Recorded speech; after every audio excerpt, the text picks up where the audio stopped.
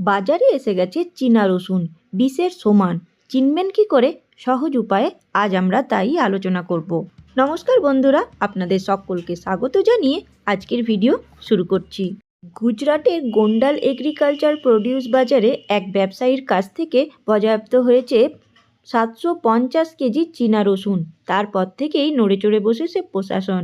মনে করা হচ্ছে এই চীনা রসুন এখন ভারতের অনেক বাজারেই পৌঁছেছে। ধবধবে সাদা, দেখতেও দারুণ, কিন্তু এই দেখনদারিতে বিশ্বাস করে এই রসুন কিনে নিয়ে বাড়িতে গেলেই বড় বিপদ ঘটে যেতে পারে। প্রায় 10 বছর আগে এই চীনা রসুন ভারতের বাজারে নিষিদ্ধ করা হয়েছিল, তবে এখনও এই রসুন ঢুকে পড়েছে ভারতের বহু বাজারে। এখন প্রশ্ন হলো, কেন এই রসুনকে বিষাক্ত বলে দাগিয়ে দেওয়া হয়েছে?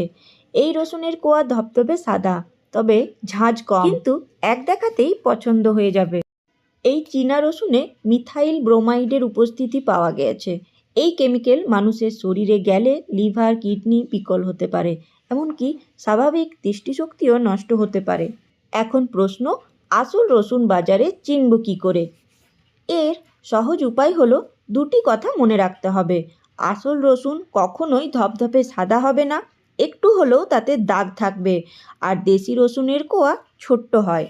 রসুন আমাদের রান্নার মধ্যে নিত্য প্রয়োজনীয় উপাদান হিসাবে ব্যবহৃত হয়। তাই এবার থেকে যখনই রসুন কিনবেন, এই দুটো জিনিস মাথায় রেখে রসুন কিনবেন, তাহলেই বিপদ থেকে মুক্তি ঘটবে। তো আজকের এই ভিডিও আপনাদের কেমন লাগলো জানাতে ভুলবেন না। ভালো লাগলে অবশ্যই ভিডিওটিকে লাইক এবং শেয়ার করে চ্যানেলটিকে সাবস্ক্রাইব করে আমার পাশে থাকবেন। তো আবারও দেখা হচ্ছে একটি নতুন ভিডিও নিয়ে। ততক্ষণ আপনারা ভালো থাকবেন, সুস্থ থাকবেন এবং অপরকেও ভালো রাখবেন। ধন্যবাদ।